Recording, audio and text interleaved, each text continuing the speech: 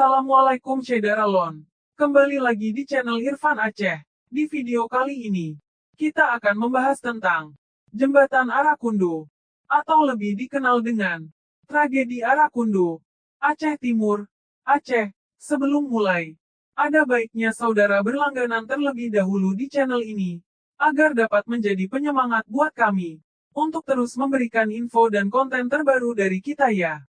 Terima kasih. Jembatan Arakundo merupakan salah satu jembatan yang berada di Jalan Negara, Medan Banda Aceh, Gampong Arakundo, Kecamatan Simpang Ulim, Kabupaten Aceh Timur, Provinsi Aceh, Indonesia. Di Jembatan Arakundo inilah ada sebuah peristiwa atau tragedi yang masih membekas di Aceh, yaitu Tragedi Idicut, dikenal luas dengan nama Tragedi Arakundo, yang terjadi tanggal 3 Februari tahun 1999 di Idicut, Aceh, Indonesia. Nah Syederalon, begitulah pembahasan pada video kita hari ini.